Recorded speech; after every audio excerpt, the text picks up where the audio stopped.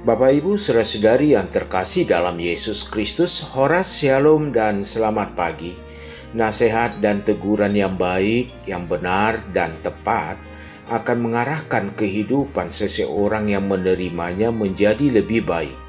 Nasihat dan teguran yang baik adalah gambaran kasih sayang, tetapi nasihat dan teguran yang tidak tepat akan membawa pertengkaran atau kebencian dalam kehidupan manusia. Untuk itu tempatkanlah nasihat dan teguranmu pada tempatnya, maka dia akan bertumbuh.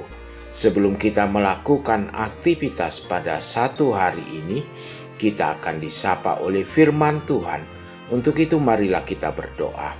Kasih karunia dan damai sejahtera dari Allah Bapa dan anaknya Tuhan Yesus Kristus kiranya menyertai kamu sekalian.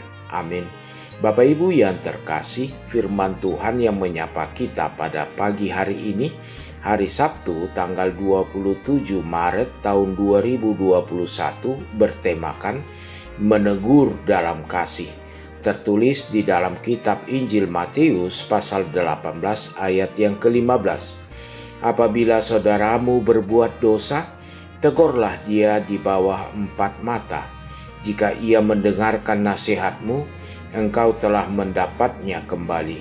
Atau dalam bahasa Batak dikatakan, alai molo mardosa donganmi, topot jala ajari ibana, holan hamu padua, molo ditangi hoko, dapot todo ibana gabe donganmu muse. Bapak Ibu saudara-saudari yang terkasih, bagaimana sikap Anda ketika Anda ditegur atau dinasehati oleh seseorang? Apakah itu sahabat Anda, orang yang lebih tua, atau orang yang lebih muda daripada kita? Dapatkah kita menerima teguran atau nasihat tersebut? Sikap orang dalam menerima teguran bermacam-macam.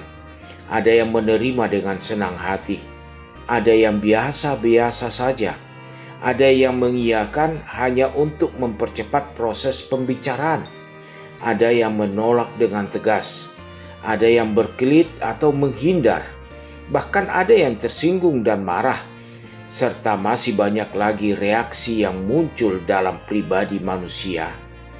Tuhan Yesus mengatakan melalui firman Tuhan pada hari ini sedang menjelaskan bagi kita tentang bagaimana kita menasehati seseorang. Ingat, di sekitar kita selalu saja ada orang yang bersalah atau yang berperilaku salah. Dalam hal ini kita bisa saja mendiamkan dan membiarkan kesalahannya. Atau kita bisa memarahinya karena kita sangat kesal sekali, karena kita benci atau karena kita kecewa melihat tindakannya. Karena kita punya kasih, kita mau menegurnya. Melalui firman Tuhan, dapat kita ketahui bahwa seseorang yang tidak menegur, belum tentu orang itu mengasihi. Dan orang yang menegur pun belum tentu mengasihi. Ada kalanya orang menegur karena dia benci atau dikarenakan dia sakit hati. Tetapi ada kalanya orang mendiamkan karena dia masa bodoh dengan semua hal yang terjadi. Dan seringkali di dalam rumah tangga terjadi hal yang demikian. Tuhan Yesus mengatakan, apabila saudaramu berbuat dosa, tegurlah dia di bawah 4 mata. Jika ia mendengarkan nasihatmu, engkau telah mendapatnya kembali. Ingat, kesalahan seseorang masih dapat diperbaiki. Jangan kita melihat bahwa seseorang yang telah berbuat salah itu harus dikutuk, dihukum dan lain sebagainya. Bahkan sebagai orang yang percaya, kita tahu bahwa Allah turut bekerja sama untuk mendatangkan kebaikan bagi setiap orang yang mengasihi Dia. Asal ada kasih, pengampunan, dan sikap untuk menolong serta memberi kesempatan kembali, maka perubahan itu akan terjadi.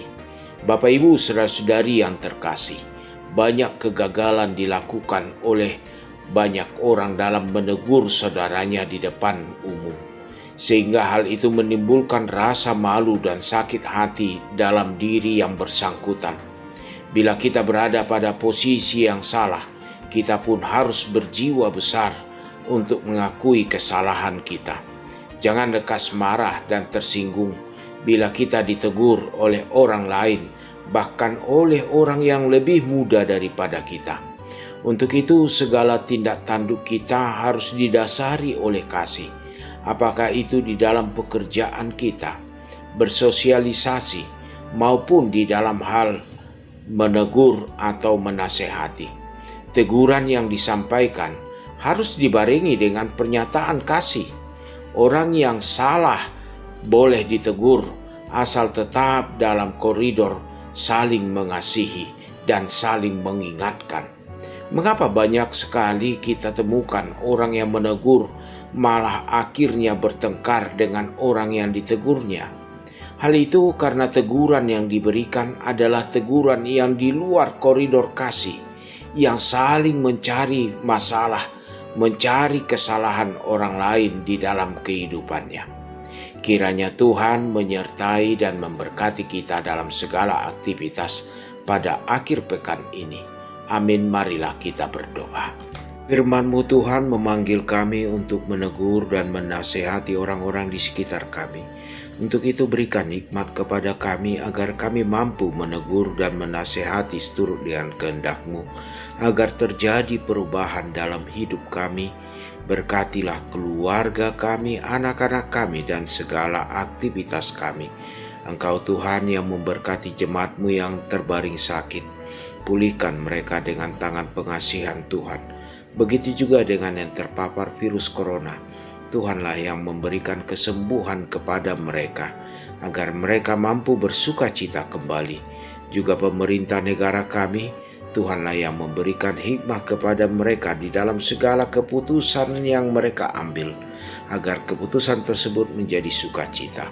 Berkati gereja-Mu dalam segala pelayanan, agar nama Tuhan dipermuliakan dalam Kristus Yesus. Amin.